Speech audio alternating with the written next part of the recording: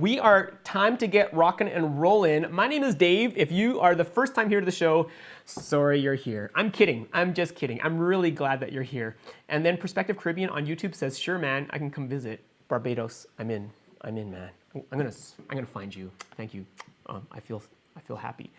Chris says audio is good. Awesome, good to hear. All right, so let me switch over to OBS here, and we're gonna go into the main clean. And today we are talking about my Livestream studio setup. I've got links in the description so you can go find all this gear, but I've been using it for about 6 or 7, 8 months, as some of the stuff is brand new. Like, it just got launched when I first tried it out, and it's been rock solid. And I've added some things, especially to the audio side. And sometimes, you know, you can get an awesome sounding studio mic, but if the person doesn't sit really close to the microphone and he's not really good with mic technique, then it's not going to be the best microphone for the job. And so if you're wanting to rent out a Livestream studio, it's actually better to get like a compressor. And a compressor, what does a compressor do, Dave? And Chris Wickless, you know exactly what I'm doing here, right? A compressor will actually even out the volume of somebody who talks.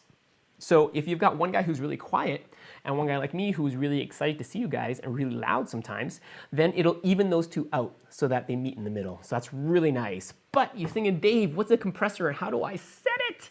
No problem, man, because we are gonna go into the weeds of the hardware mixer that I'm using right now that has a built-in compressor, and I just have a USB output into the hardware mixer into my laptop. Great sound quality. Okay, or at least okay, all right, okay, good. Now, shall we get to work? We'll get to work. All right, here we go. First, hey Todd, good to have you here, man. Okay, so for now, I'm gonna get to work, I'm gonna do the show, and then we'll talk more. You can put down questions, and I will answer them afterwards, but I'm gonna switch over to my Canberra B, which is gonna be the roving GH5, which I am terribly impressed with right now, okay? So let's fly with it. And the first piece of gear that I'm gonna talk about is, what would I do without this? This is the Blackmagic web presenter, and you see a cable coming out of it because I'm monitoring my headphones so I can actually make sure the audio is good. But what's cool about this is an optional front panel. This is called the Smart Panel. And without the Smart Panel, the Blackmagic web presenter is dumb, not smart, the opposite of smart. Yes. And so what does this Smart Panel do? Besides giving you the little LCD, which is really tiny, what it allows you to do is switch between two cameras. So you'll notice that number 2 is green right now. If I press number 1, hi there, it goes back to this camera over here. And if I press number 2, it goes back to my roving camera. And so it's a really nice way to use professional grade cameras that you can get into, and your computer just sees it as a webcam.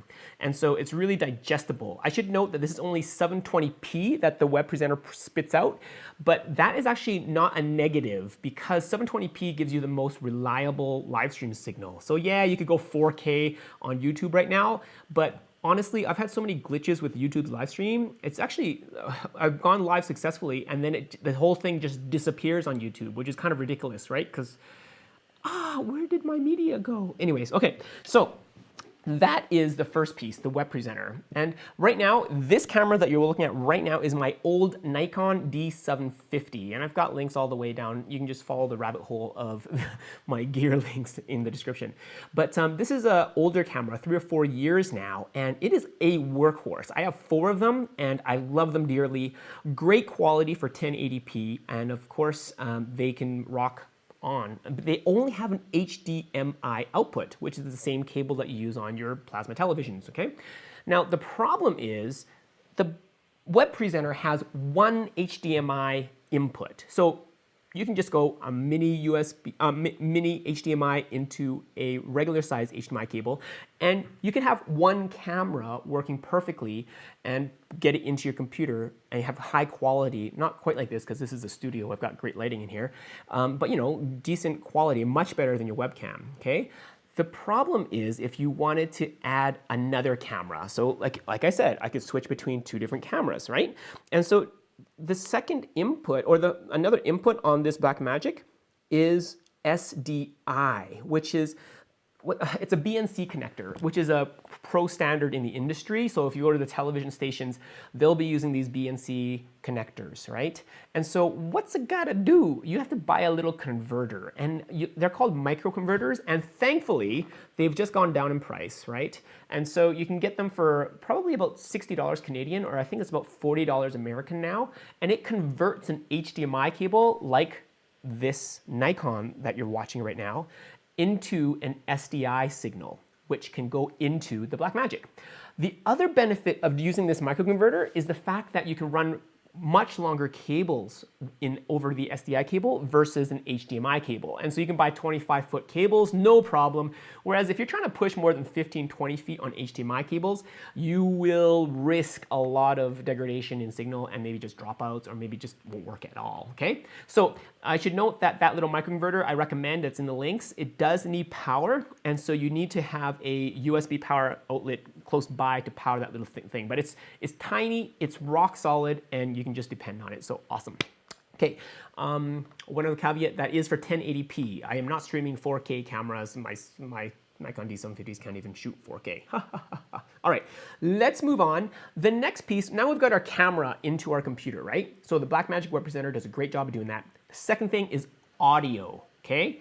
Now, you could get a USB mic and plug it right into your computer, and that'd be nice and simple. But what if, say Dave, I want to have a guest on the show, and right now I've done up to a 4-person panel in our studio and recorded that, and we can go live on that as well, okay? Now, when you have multiple people and audio, unless you have like a big microphone in front of each other, each one of them, it becomes kind of cumbersome when you have this big thing in front of their faces, right? And if they don't have a good mic technique, somebody's got to control the audio to mix them so that they're kind of even, right? So I found that it was much easier to just lapel every single person up and get this mixer. And again, the link is in the description, but this mixer is special because it has built-in compressors. Now, these are not the best quality compressor that you can buy. Like, honestly guys, I've got another compressor that cost me $4,000 and it's got tube amps in it, but I don't use it for the live stream show because the tube amps can flake out on me, okay? But this little USB mixer, for a couple $100, it's incroyable. So this is the beast. It's a Behringer. This particular model is the 1204, sorry, the X1204.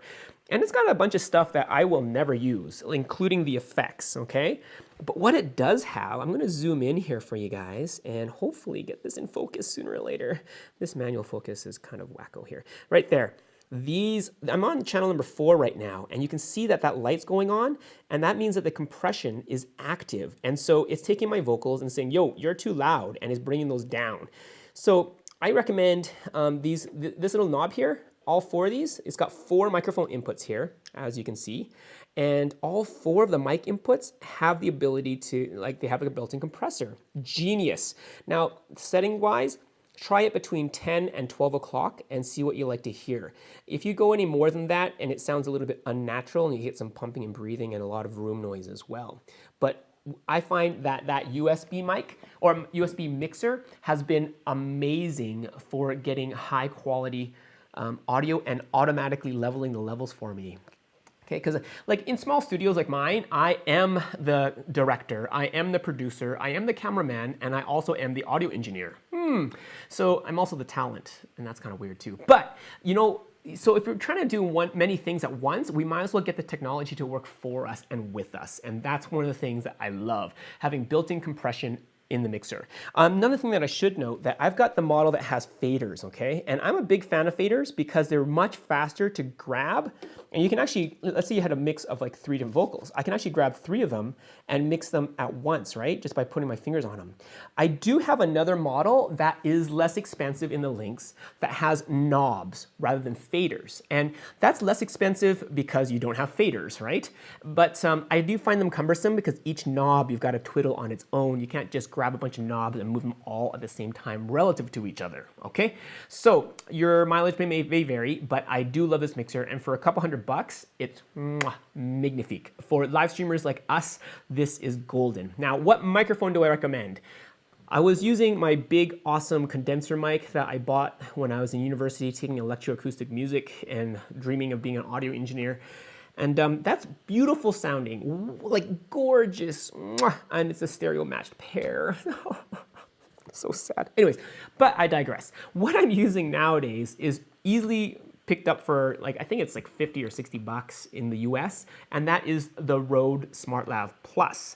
And the Rode SmartLav Plus, I should warn you though, and let's get this really close here, and if I can zoom in, and I'm gonna switch over here.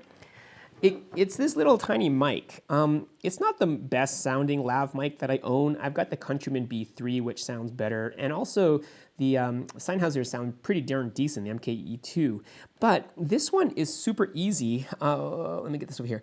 But it does come with a tip ring sleeve connector as the business end, okay? And this is meant to plug directly into your smartphone if your smartphone has an audio or microphone input, okay? If you have a newer phone like the iPhone 7, 8, or iPhone 10, then you will need that funny looking lightning dongle to plug this in. But what's great about that is that you can use this microphone also with your smartphone. And Rode, or whatever, how do you spell the name? They have their own app, and this microphone with that app on the smartphone turns your smartphone into a really decent audio recorder, really nice. And so I find that the microphone alone without the audio recorder works okay, but I find that I can clip the audio quite a bit without using its application. And sadly, when you go live from your phone, you don't have a way of controlling the audio levels, and so that's kind of sad. Now, a couple other things that you'll need. You'll need this little converter, and Rode has standardized on gray being the tip ring sleeve, that's meant for like smartphones, okay? And black being tip ring sleeve, which is your standard stereo plug, okay? Now you'll need to get this converter, and you can plug it directly into your microphone, and now this side has to go into an adapter, okay? XLR adapter. And the XLR adapter, I've got links to all this stuff, will allow you to plug up to 4 of these into that mixer that I have on the link. And when you turn on the phantom power, because these microphones need a little bit of power, then you will be able to use up to 4 of these Rode mics. Now, I do recommend, and I am using currently, the extension cable for this microphone, because this microphone is ridiculous. Like, the length of this microphone is like, that's all you got, man. Right about there, okay? And that's not long enough to plug this into anything but your smartphone. Sadly, yes, true. All right, I think that's about it. I'm gonna look at if you guys have any questions, but that's the meat and potatoes of my setup. And I should note that the mixer, the audio mixer, is a USB audio mixer. And so I formerly pushed all my audio out of my mixer, because you can use it as a regular mixer without having to use the USB. I used to push it into my Blackmagic and then just get the one cable from my Blackmagic into here. But I did find once that there was a glitch when I was switching cameras. The audio glitched out. So now I'm using 2 separate USB cables into my computer. One for the USB mixer and one for the Blackmagic Web Presenter. So video and then audio. And for the software side, I'm using OBS to sync everything up, and I've got links down below on how to do that too. So I think that's about all there is. And so Eric, good to have you. Eric, man, been too long. Peter Jennings, good to have you here.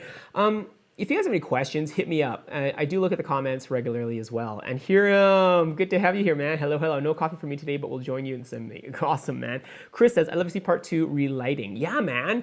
And I am decking out a brand new build of a studio for Redline. Redliners Unite. It's going to be epic, guys. Just epic. And we are literally making almost a TV station in that space. And so I'm excited to grow with them and watch this thing go. And so Perspective Caribbean says, I am using the Web Presenter and vMix. Oh, awesome. How do you like vMix? Is that going to be a solid choice? Sounds like an interesting choice. And how many cameras you want to use. I am also going to be adding more additional cameras and going live. And so as I grow, hopefully I'll share with you that stuff too when I have time. But I think that's about it for today. It's been a long live stream, and so I will kill it for now, but I do have a thought of the day. So the thought of the day comes from Nick Saban, or Seven. I don't want to waste a failure. That's my life, man. So my kids know my rule, don't make the same mistake twice, right? I just try to make new mistakes. And as we're, growing in business, in life, we try to push the boundaries of all we do, but that's okay to fail. It's just don't make the same one twice. Words to live by. So thanks for being here, guys. God bless. And I will hope to see you guys next week. Peace out.